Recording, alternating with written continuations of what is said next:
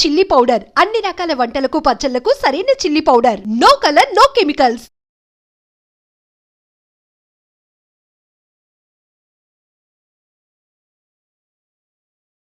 నమస్కారం, welcome to I dream. ధర్మ మార్గం విత్ విజిత కార్యక్రమానికి స్వాగతం. ప్రస్తుతం మనతో పాటు ఉన్నారు ప్రముఖ జ్యోతిష్య పండితులు, ఆధ్యాత్మికవేత్త గోనుకుంట్ల సురేష్ బాబు గారు. ఇప్పుడు వారితో మాట్లాడి మరిన్ని విషయాలు తెలుసుకుందాం. నమస్కారం అండి. విజిత గారు నమస్కారం అండి. సురేష్ బాబు గారు, మామూలుగా లక్ష్మీ మాత పేరు వచ్చింది, లక్ష్మీ అమ్మవారి పేరు వచ్చింది అని అంటే ఐశ్వర్యం మాత్రమే లక్ష్మి అనుకుంటూ ఉంటాం. కానీ అష్టలక్ష్ములు ఉన్నారు మనకి. అయితే ఈ లక్ష్ములందరినీ ఒక్కొక్క లక్ష్మి ఒక్కొక్క దానికి ఆధారం, మన జీవితానికి ముడిపడి ఉంది ప్రతి లక్ష్మి కూడా. కానీ ఏ రకంగా ముడిపడి ఉంది, ఏ లక్ష్మి మనకి ఏం ప్రసాదిస్తుంది, మనం ఎలా అనుసంధానం చేసుకోవాలి అనే విషయాన్ని మాత్రం ప్రతి ఒక్కరం మర్చిపోతున్నాం, పక్కన పెట్టేస్తున్నాం. లక్ష్మి అంటే లక్ష్మీ అమ్మవారు, ధనము, ఈ కాన్సెప్ట్లోనే మనం పూజలు చేసినా ఏం చేసినా. అసలు ఎవరు ఈ అష్టలక్ష్ములు, వీళ్ళని మన జీవితానికి ఎలా అనుసంధానం చేసుకోవాలో వివరించండి. విజిత గారు చాలా మంచి క్వశ్చన్ అండి. మనం అష్టలక్ష్మి అని అనుకుంటా ఉంటాం, చాలా మందికి వాటి పేర్లు కూడా ఐడియా ఉండదు. పేర్లు ఉన్నాయి కానీ రియల్ లైఫ్లో కాంపరెంట్ ఎలా చేసుకోవాలి. మనకి అష్టలక్ష్మి స్తోత్రం ఉందండి, బాగా పవర్ఫుల్. అది చదువుతూ ఉంటారు, అష్టలక్ష్మి స్తోత్రం అయిపోతుంది. ఈవెన్ పూజలు చేసేటప్పుడు కూడాను అష్టలక్ష్మిని ఆవాహనం చేసేటప్పుడు 8 మంది మాతృకులను పెట్టేసి చేసేస్తూ ఉంటారనమాట. అంతవరకే తెలుసు అంటే ఒక పూజ పరంగా. ఇప్పుడు ఉన్న జనరేషన్ కి మీరు అడిగిన విధంగా లక్ష్మి అంటే ఏంటి, శ్రీ అంటే ఏంటి, శ్రీ నుంచి లక్ష్మి ఏంటి, ఇంతమంది లక్ష్మిలు అవసరమా? ఐశ్వర్య లక్ష్మి, రాజ్యలక్ష్మి, విద్యాలక్ష్మి, సంతాన లక్ష్మి, కవితా లక్ష్మి, సంగీత లక్ష్మి, గానలక్ష్మి, గృహలక్ష్మి, సౌభాగ్యలక్ష్మి, మననే వరమహాలక్ష్మి చేసుకున్నాం మనం. ఇంతమంది లక్ష్మిలు ఉన్నారు. మనకేం చెప్తారంటేనండి, ఇది బ్యూటిఫుల్ చెప్పారండి. వేదాలలో శ్రీ అని వాడతారు, లక్ష్మి అని ఎక్కువ వాడుంటారు. శ్రీ అని వాడతారు ఎందుకంటే శ్రీ అంటే ఇంటర్నల్ గా మనం ఫీల్ అయ్యే బ్లిస్ ని శ్రీ అంటారు అనమాట. ఇంటర్నల్ గా ఎప్పుడైతే మనం కనెక్ట్ అవ్వమో, బ్లిస్ అవ్వమో, మనలో ఉన్న ఇంప్యూరిటీస్ లేకుండా పోతాయో ఆ వచ్చే ప్రక్రియని శ్రీ అంటారు అనమాట. It's nothing but A pure gold అనమాట. అంటే అమ్మవారి పైన మనకు వచ్చే ఒక పవిత్రమైన భావన అనుకోవచ్చా?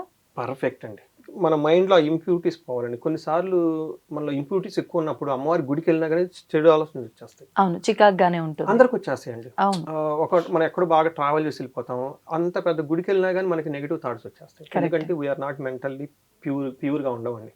అయితే ఈ ఇంప్యూరిటీస్ని పోగొట్టేసి ప్యూర్గా మనలో ఒక శక్తి కావటాన్ని, ఆ శక్తి ఎప్పుడైతే మనలో ఉంటుందో ప్రతిదీ మనం వైబ్రెంట్గా చూస్తాం, మన కళ్ళకి ప్రతిదీ వైభవంగా కనిపిస్తుంది. ఆ ఫీలింగ్ రావటాన్ని శ్రీ అంటారు. ఫస్ట్ అది సీడ్ అనమాట, మన విత్తనం వేయటం అనమాట. మరి లక్ష్మి ఏంటి? శ్రీలక్ష్మి అంటారు కొంతమంది పిలువు కదా, శ్రీ అంటారు, లక్ష్మి అంటారు. లక్ష్మి వచ్చేటప్పటికి లక్ష్యం నుంచి లక్ష్మి వచ్చింది. నేను ప్యూర్గా ఉన్నాను, ఇప్పుడు నాకు ఒక పర్టికులర్ అయిన కోరిక కావాలి, ఫుల్ఫిల్ కావాలి. అది సంతానమే లేదనుకున్నాం, నాకు ఈ సంతానం కావాలి అనుకున్న ఎప్పుడైతే ఫీలింగ్ కూడా సంతాన లక్ష్మి అయిపోతుంది. లక్ష్మి అంటే ఒక లక్ష్యం గురించి ఈ పవిత్రమైన భావంతో వర్క్ చేయటాన్ని లక్ష్మి అంటారు. అంటే మనకి ఏదైతే కామ్యం ఉందో ఆ కామ్యానికి తగ్గట్టుగా మనం ఆ అమ్మవారిని మనకు అనుసంధానం చేసుకోవాలి. అంతే, కామ్యాన్ని బట్టి వస్తుంది అనమాట. ఇప్పుడు రెండోది ఇక్కడ మనకేం చెప్తారంటే, లక్ష్మికి శ్రీకి చూసుకున్నాం అనుకోండి, వెరీ సింపుల్ గా మా గురువులు చెప్తూ ఉంటారు, మన రా గోల్డ్ వచ్చేటప్పటికి శ్రీ. ఈ గోల్డ్ తో మనం దిద్దులు చేసుకోవచ్చు, తర్వాత ఉంగరాలు చేసుకోవచ్చు, నెక్లెస్ చేసుకోవచ్చు కదా. అప్పుడు ఏమవుతుంది, దీన్ని బ్రాస్లెట్ అంటాం, ఇది నెక్లెస్ అంటాం కదా.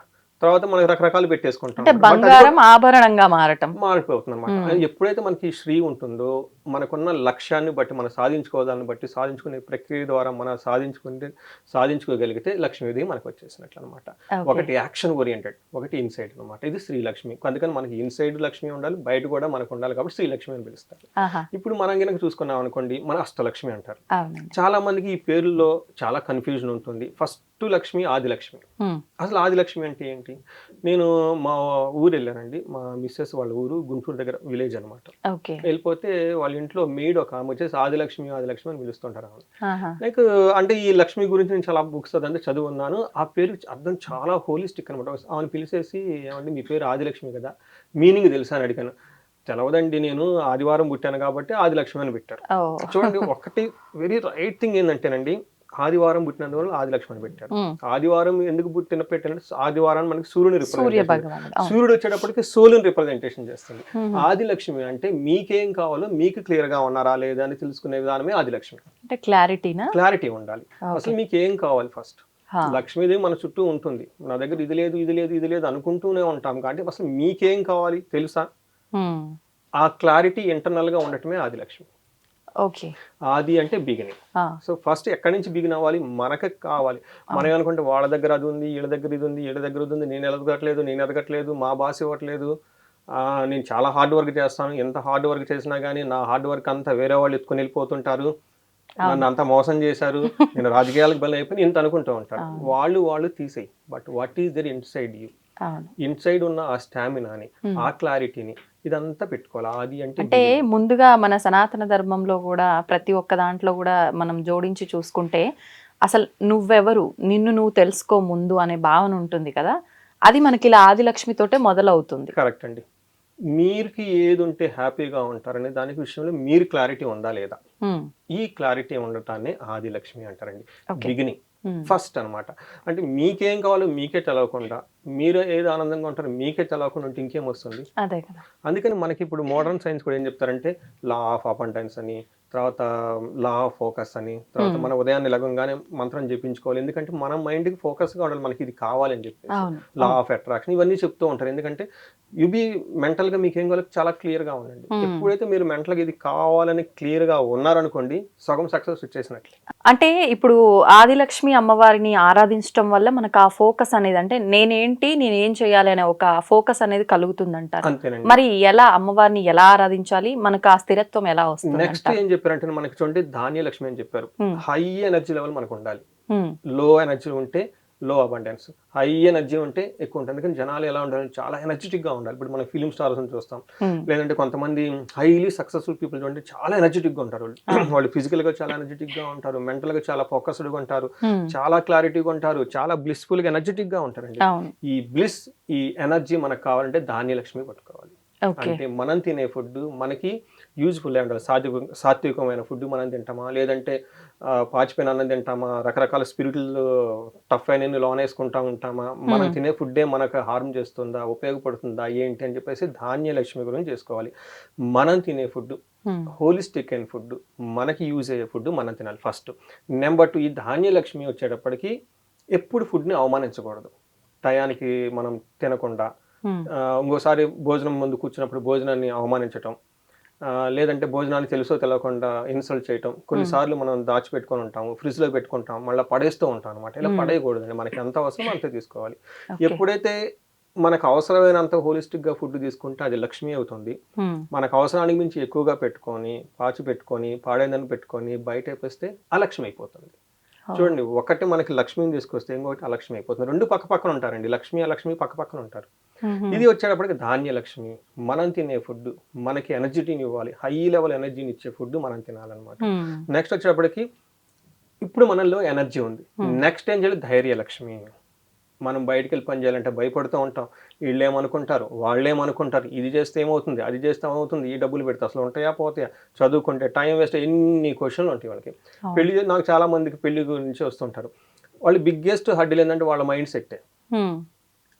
ఈ పెళ్లి చేసుకుంటే ఇతను నన్ను ఎలా చూసుకుంటాడు, అతను ఉండాలి మనకు ఒక రేషనల్గా. అది టూ మచ్ దాకా వెళ్ళిపోకూడదు అనమాట. టూ మచ్, ఎందుకంటే everything is a divine flow అండి. అందుకని ధైర్యం చేయాలన్నమాట. ధైర్యం చేయాలి, బోల్డ్ చేయాలి. ఎలాంటి వ్యక్తి వచ్చినా సరే నేను మార్చేసుకుంటాను,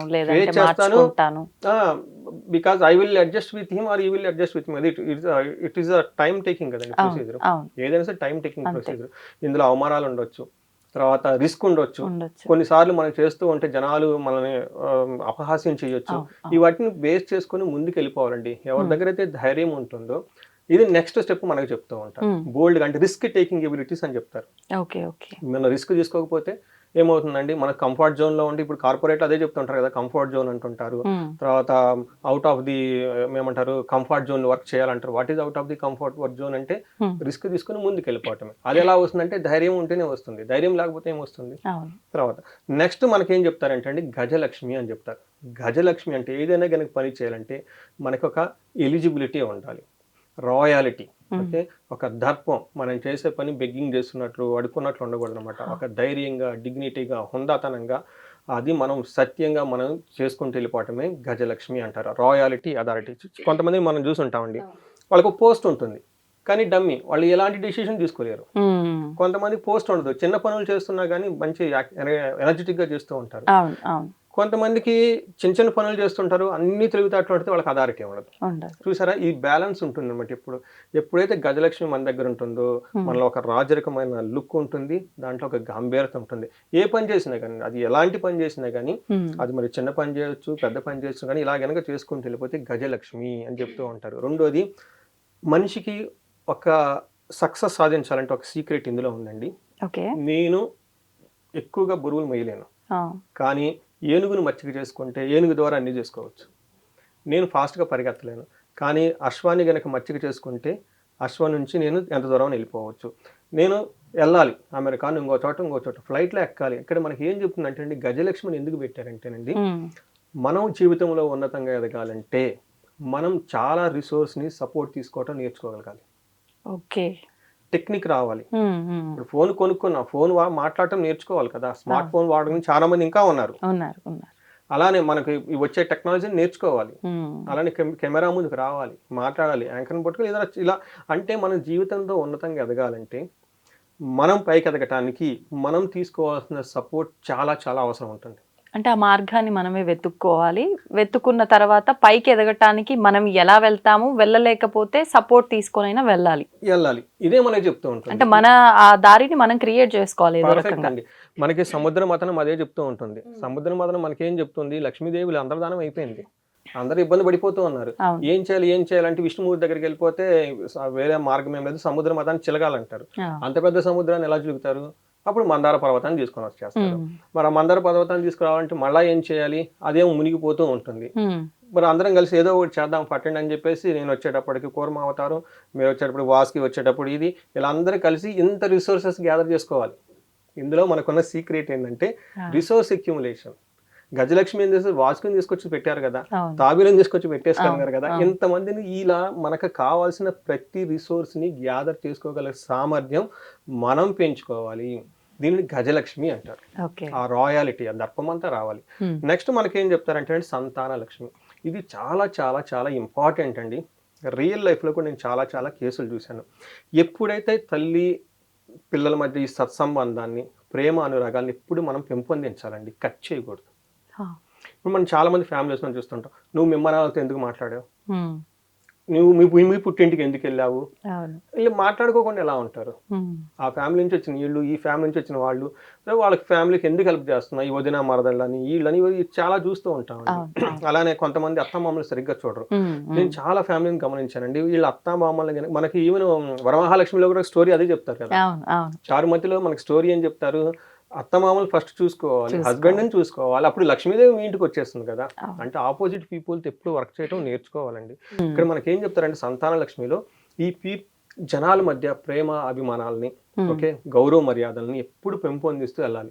మనం రెస్పెక్ట్ ఇవ్వాలి, ఎదుటి వాళ్ళని రెస్పెక్ట్ ఇవ్వాలి. కొంతమంది బాస్ని తెగదిట్టేస్తుంటారు కదండి. ఇంకా లక్ష్మి వస్తుంది, తిట్టిడే వచ్చేస్తుంది వాళ్ళకి, ఏదో ఒకరోజు అవుట్. అక్కడే ఏదో ఒక రూపంలో మనకు ఆ లక్ష్మీదేవి వస్తుంది అంటే వాళ్ళ ద్వారానే వస్తుంది, మనం కష్టపడ్డా కూడా. కరెక్ట్ అండి.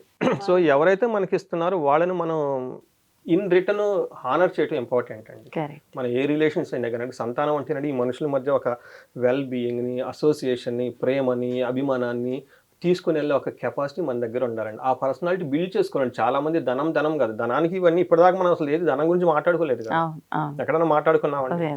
తర్వాత మనకేం వస్తుందంటే విజయలక్ష్మి వస్తుందంటే ఏమవుతుందంటే, ఎవరైతే విజయం కోసం కష్టపడతారో లక్ష్మీదేవి వాళ్ళ దగ్గర ఉంటుందండి. ఇన్ని ఆల్రెడీ తీసుకున్నాం కదా, ఇప్పుడు దాకా అన్ని తీసేసుకున్నాం కదా, ఫైనల్ గా ఇదన్నీ ఉన్న తర్వాత కూడా విజయాన్ని గురించి మనకు ఫైట్ చేయకపోతే లక్ష్మీదేవి రాదండి. మనకేం చెప్తారంటే, మనకి ఇంద్రుడు ఉంటాడు, బలి చక్రవర్తి. ఒకనొక టైంలో బలి చక్రవర్తి ఇంద్రుడిని అవతల పడేస్తాడు. ఇంకా బలి చక్రవర్తి స్వర్గాలు అగ్నిపడతాడు. అప్పుడు మనకేం చేయాలి, మనకి ఇంద్రుడు దేవతల రాజు కాబట్టి లక్ష్మీదేవి ఇంద్రుడి దగ్గరే ఉండాలి కదా. ఇంద్రుడిని వదిలేసి వెళ్ళిపోతుంది. అదేంటమ్మా నువ్వు నన్ను వదిలేసి వెళ్ళిపోతావు అని అడుగుతాడు అనమాట. ఎక్కడ నీ దగ్గర విజయం ఏది, నువ్వు రాజు అయిపోయావు, దేవతలకు అధ్యక్షుడు అయ్యావు, ఎందుకు ఫైట్ చేయలేదు, ఎందుకు నీ స్కిల్స్ నెట్టి ఇంప్రూవ్ చేసుకోవాలి, పాతాళంలో ఉన్న రాక్షసుడు వచ్చేసి నిన్ను బయటికి కొట్టేదాకా నువ్వు ఏం చేస్తున్నావు, విజయం గురించి నువ్వు ఫైట్ చేయలేదు కాబట్టి నువ్వు అనర్థుడివి, అసమర్థుడివి, వద్దు నేను వెళ్ళిపోతున్నా అని చెప్పేసి వెళ్ళిపోయింది. ఓ అంటే దీన్ని బట్టి మనం చేయాల్సినంత సామర్థ్యం మన దగ్గర ఉండి చేయాలన్న ఆలోచన చేయలేకపోవడం చేయకపోవటం, దాన్ని చాలా ఫైట్ పెద్ద చేయటం, తప్పు. ఫైట్ చేయాలి, సాధించుకోవాలి. పెద్ద పెద్ద పనులు వద్దు, డైలీ Hmm. చిన్న టాస్కులు చేసేసుకొని వెళ్ళిపోండి, అదే సక్సెస్ కదా. అవునవును. 100 మీటర్స్ రన్ చేయలేవు, అట్లీస్ట్ 10 మీటర్స్ రన్ చెయ్యి, Hmm. అంతే కదా. అంతే. మనకు పెద్ద ఎడ్యుకేషన్ లేదు, అట్లీస్ట్ చిన్నగా ముందు ధనం స్టార్ట్ చేయటం, సంపాదించుకోండి. అవును, చిన్నవి అవును. ఎన్నో దారులు ఉన్నాయి. పెట్టుకోండి. Hmm. 10 వీడియోలు వద్దు, ఒక వీడియో అట్లీస్ట్ మనం చేసుకొని అంతే. ఇది మనకేమంటారండి విజయలక్ష్మి అంటే. కొంతమంది ఎప్పుడు ఏం చేసినా ఫెయిల్యూర్ అవుతూనే ఉంటది, అవును.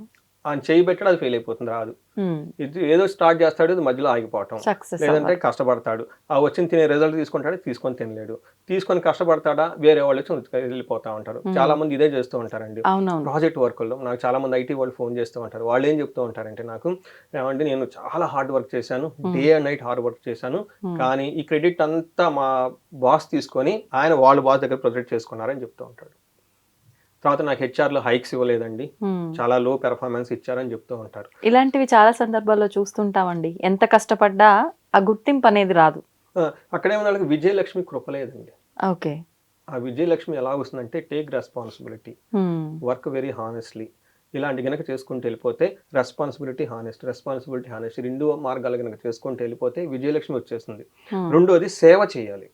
ఎవరికండి? ఎవరికి చేయాలంటే ఇన్ఎలిజిబుల్ పీపుల్కి సేవ చేస్తూ ఉండాలి. ఎప్పుడైతే మనం సేవ చేస్తూ ఉంటామో మన కర్మ దోషం పోతుంది. మన కర్మలో గనక దోషం ఉంటే, మనకు తెలుసో తెలకో మనం వర్క్ చేసేటప్పుడు చాలా నెగిటివ్గా ఆలోచిస్తూ ఉంటాం. ఓకే, చాలా ఏమవుతుందంటే స్ట్రెస్కి గురవుతూ ఉంటాం అనమాట, తెలుసో తెలకు చేసేస్తూ ఉంటాం అనమాట. ఈ మనం చేసే పనిలో నెగిటివిటీ ఉంటుందండి. ఈ నెగిటివిటీ పోవటానికి మనకేం చెప్తారంటే, సేవ చేయమని చెప్తారు. అనాథలకు సేవ చేయండి, తల్లిదండ్రులకు సేవ చేయండి, అత్తమామలకు సేవ చేయండి, బంధువులకు సేవ చేయండి, ఏదైనా గుడి కడుతుంటే గుడి దగ్గరికి వెళ్ళండి. ఏదో ఒక సేవ చేస్తూ ఉంటే మనలో కర్మలో ఉన్న నెగిటివిటీ అంతా బయటకు వెళ్ళిపోతుంది, మనలో ప్యూరిటీ పెరుగుతుందండి. అప్పుడు మనకేమవుతుందంటే విజయలక్ష్మి త్వరగా వచ్చేస్తుంది. రెస్పాన్సిబిలిటీ ఉండాలి. మనకి ఏమైనా చారుమతి స్టోరీలో కూడా అదే చెప్తూ ఉంటారు. ఉదయాన్నే లేచిన వాళ్ళకి ఏం చెప్తూ ఉంటుందండి, హస్బెండ్కి చేయాల్సిన పనులను చేస్తుంటుంది, అత్తమామలకు చేయాల్సిన చేసేస్తుంటుంది. ఇంకొక విషయం కూడా చెప్తుంటారు, మీరు గమనించారా లేదో, ఇరుగు పొరుగు వాళ్ళతో మితంగా మాట్లాడుతూ, సత్యంగా మాట్లాడుతూ, ప్రేమగా మాట్లాడుతుందని చెప్తుంటారు.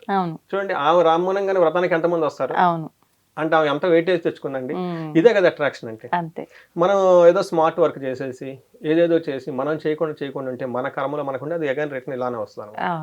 సో బాస్ తీసుకున్నాను అంటే బేసిక్ గా ఇప్పుడు ఈ చారుమతి కథ నుంచి మనం తీసుకోవాల్సింది ఏంటి అంటే, ఇప్పుడు మీరు అన్నట్టుగా నిజంగా అలా మనకే కల్లో వచ్చి కలియుగంలో ఎవరికైనా చెప్పినా, అమ్మో నేను చేసుకుంటే అంత నాకే వస్తుంది, నలుగురిని పిలిస్తే నేను అందరితో షేర్ చేసుకోవాల్సి వస్తుంది అనే పోకడ ఎక్కువగా ఉంది ఇప్పుడు. కరెక్ట్. ఈ కుళ్ళు బుద్ధి ఇవన్నీ కూడా లేకుండా ఉంది అక్కడ చారుమతి. అవునండి, అందరూ అలా ఉండాలి అనేది మనం నిదర్శనం ఆధారంగా తీసుకోవాలి. అవునండి. చూడండి ఎలా మాట్లాడుతున్నారు, చాలా నీట్ గా వివరించారండి. మనం అయితే కదండి మనకు కావాల్సింది ఏంటంటే, ఇన్సైడ్ లో శ్రీ ఉంటే అవుట్ సైడ్ లక్ష్మి ఆటోమేటిక్ వచ్చేస్తుంది అనమాట. ఇక్కడ మనం ఏమనుకుంటే విజయలక్ష్మి గురించి మాట్లాడుకున్నాం. నెక్స్ట్ విద్యాలక్ష్మి అండి. సో చాలా చాలా పవర్ఫుల్ అండి.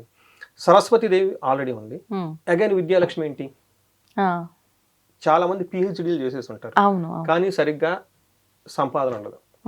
ఇక్కడ మనకి ఏం చెప్తారంటే, మనకి ఎంత జ్ఞానం ఉన్నా సరస్వతీదేవి వద్ద బ్రహ్మ ఇలా జ్ఞానం విపరీతంగా ఉంటుంది, పిహెచ్డీలు చేసేస్తుంటారు, వాళ్ళు నోరు తెరిస్తే డగడగడగ అన్నీ చెప్తూ ఉంటారు, జనరల్ నాలెడ్జ్ ఉంటుంది, కానీ వీళ్ళకి ఆ నాలెడ్జ్ని వాడుకొని ధనం సంపాదించుకోవటం రాదు.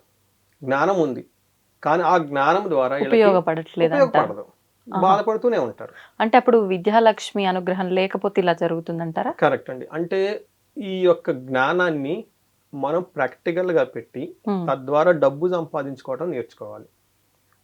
స్కిల్ అంటారు, జ్ఞానం వేరు, స్కిల్ వేరు. ఈ స్కిల్ అంటే ఏంటంటే, మనకున్న జ్ఞానాన్ని మనం ప్రాక్టీస్ చేస్తూ చేస్తూ చేస్తూ చేస్తూ వేరే వాళ్ళకి రియల్గా హెల్ప్ చేస్తూ చేస్తూ చేస్తూ వెళ్ళిపోతూ ఉంటే ఒకానొక టైంలో ఆటోమేటిక్గా విద్య రూపేణ లక్ష్మి మనకు వచ్చేస్తుంది. సో సరస్వతి అందుకని పిహెచ్డీలు ఎన్ని చేసినా కానీ కొంతమంది డాక్టర్ సూపర్ చదివి గోల్డ్ మెడలిస్ట్ రియల్ టైంలో ప్రాక్టీస్ చేయరు, ఉండరు. కొంతమంది కొంచెం కొంచెంగా మిడిమిడి జ్ఞానంతో ఉండేసి తెగ డబ్బులు సంపాదించేసుకుంటారు. అంటే వీళ్ళకి ఏమవుతుందంటే, వీళ్ళకి సరస్వతి జ్ఞానం తక్కువ ఉన్నా కానీ విద్య వచ్చేటప్పుడు చాలా విపరీతంగా ఉంది. వాళ్ళు నేర్చుకున్న కొద్దిగా దాన్నే రియల్ లైఫ్లో పెట్టేసి చక్కగా ధనం సంపాదించుకోవడం నేర్చుకుంటారు. అంటే రియల్ లైఫ్లో దీనికి ఒక ఉదాహరణ తీసుకోవచ్చేమో. చదివినా వాడు ఏమీ సంపాదించలేకపోతున్నాడు, లైఫ్లో ఎదగలేకపోయాడు, వీడు చదువు లేకపోయినా కూడా వాడికి ఉన్న టాలెంట్తో బాగా వృద్ధిలోకి వచ్చాడు. ఇక్కడ ఈ రెండు మనం ఉదాహరణగా తీసుకోవచ్చు. మనకి చాలా మంది ఈవెన్ ఐటీ ప్రొఫెషనల్స్ వాళ్ళు చూస్తుంటారండి, ఇనీషియల్గా ఒక జాబ్లో ఎంటర్ అయిపోతారు, ఆ తర్వాత నెక్స్ట్ లెవెల్కి వాళ్ళు వెళ్ళటానికి అప్గ్రేడ్ అవ్వరు వాళ్ళు. ఇలా రియల్ లైఫ్లో కొత్త కొత్త స్కిల్స్ని, కొత్త కొత్త నాలెడ్జ్ని, కొత్త కొత్త టెక్నిక్స్ని నేర్చుకోకపోతే విద్యాలక్ష్మి రాదు. ఓకే. వాళ్ళు ఇంకా ఎక్కడ వేసిన గొంగడు అక్కడే ఉంటారు. అందుకని చెప్పేసి విద్యాలక్ష్మి వచ్చేటప్పటికి మనకి ఏమవుతుందంటే స్కిల్ ఇండియా అని ఒక ప్రోగ్రామ్ పెట్టింది గవర్నమెంట్ ఆఫ్ ఇండియా. మనలో ఉన్న నైపుణ్యత పెంచుకోవాలి, మాట్లాడేది పెంచుకోవాలి, షార్ప్గా ఉండేది నేర్చుకోవాలి, ఆ టయానికి ఏమేమి కావాలి దాన్ని టకటక అర్థం చేసుకొని ఆ జ్ఞానాన్ని, కొన్నిసార్లు జ్ఞానం లేకపోతే హైర్ చేసుకోవచ్చు, పక్కన మంత్రులను పెట్టుకోవచ్చు, మినిస్టర్ని పెట్టుకోవచ్చు, కన్సల్టెంట్ని కూడా పెట్టుకోవచ్చు. కానీ అది అన్నిసార్లు వర్తించదు, ఉపయోగపడదు కూడా. బట్ ఇప్పుడు ఏంటంటే రియల్ లైఫ్లో మనకున్న జ్ఞానాన్ని పెట్టుకొని తద్వారా రిజల్ట్ తీసుకొచ్చే ఒక కెపాసిటీ మనకు ఉండటానికి విద్యాలక్ష్మి అంటారు. లాస్ట్ ఇప్పుడు మనం ఏమొచ్చామంటేనండి ధనలక్ష్మికి వచ్చేసాం. ఎందుకంటే మనం ఏదైనా పని చేసేటప్పుడు అన్నీ మనకు తెలవాలనేది ఏమి ఉండదండి. కాకపోతే మనకు తెలిసిన వాళ్ళని వాళ్ళ దగ్గర రిక్వెస్ట్ చేసుకొని, వాళ్ళ దగ్గర కూర్చొని, వాళ్ళ దగ్గర హంబుల్గా ఉంటే మనకు ఆటోమేటిక్గా ధనం వచ్చేస్తుంది. అందుకని విద్యాలక్ష్మి అని చెప్పారు. అందుకని మనకి చుట్టూ ఎప్పుడు ఉండాలంటే అండి, ఎంతమంది విద్యావేత్తలు ఉంటే మనం కూడా అంత విద్యావేత్తలు ఆటోమేటిక్గా అయిపోతామండి. లాస్ట్కి వచ్చేటప్పుడు ధనలక్ష్మి అని చెప్తూ ఉంటారు. ధనం ఇన్ని పనులు చేసిన తర్వాత ఆటోమేటిక్గా ధనలక్ష్మి వచ్చేస్తుంది. రెండోది మోస్ట్ ఇంపార్టెంట్, ధనం సంపాదించడం ఎంత కష్టమో వచ్చిన ధనాన్ని దాచిపెట్టుకోవటం ఇంకా అంతకంటే కష్టం. అవును. ఎందుకంటే లక్ష్మీదేవి చంచల స్వభావం అని చెప్తూ ఉంటారు. ఆమె ఒకే చోట ఉండదని అటు ఇటు వెళ్ళిపోతూ ఉంటుంది. మనకు ఎగ్జాంపుల్ మన పురాణాలు ఏం చెప్తారంటేనండి, కుబేరుడు కొన్ని వేల సంవత్సరాలు తపస్సు చేసి చేసి చేసి శివుణ్ణి మెప్పించి వరాలు పొందుతాడు. ఎలాంటి వరాలు పొందుతాడు అంటే, ఒక లంకాపట్నం అంటే తీసేసుకో, ఆ లంకాపట్నం అంతా అష్టైశ్వర్యాలతో నిండిపోయి ఉంటుంది. అక్కడ తనకు కావాల్సిన ప్రతిదీ ఉంటుంది. అక్కడ పుష్ప విమానం ఉంటుంది, అష్టనిధులు ఉంటాయి, నవనిధులు ఉంటాయి, మొత్తం అక్కడ ఉండిపోతారు. ఇంత గంధర్వులు, కింపురులు, పురుషులు మొత్తం అందులో ఉండిపోతారు. మొత్తం వైభవపేతంగా లంక ఉంటుంది అనమాట. సో ఇప్పుడు వచ్చేసింది, అయిపోయింది కదా, కుబేరుడు వెరీ హ్యాపీ. కానీ ఇప్పుడే కుళ్ళు బుద్ధి గల రావణాసురుడు వచ్చేసి తనకంటే బలవంతుడు కాబట్టి ఏదో ఒక విధంగా కుబేరుని బయటపడేసి ఆ మొత్తం తను లాక్కొని తను ఎంజాయ్ చేసేస్తుంటాడు. మనం చాలా మందిని గమనిస్తూ ఉంటాం. ఈ రియల్ టైంలో మొన్న ఒక లేడీ ఫోన్ చేసింది బెంగళూరు నుంచి అండి. 12 సంవత్సరాలు కష్టపడి 80 లక్షలు కూడా పెట్టుకుందంటండి. ఎన్నో రోజులు కష్టపడి లాస్ట్ 5 monthsలో ఏదో ఆన్లైన్ అది ఇది ట్రైనింగ్ చేసేసి మొత్తం పోగొట్టేసుకుందంట. చూడండి, 15 సంవత్సరాల కష్టం మొత్తం పోయింది, వృధా అయిపోయింది. అంతే కదా, కుబేరుడు అన్ని వేల సంవత్సరాలు చేస్తే రావణాసుడు అలా లాక్కొని వెళ్ళిపోయాడు.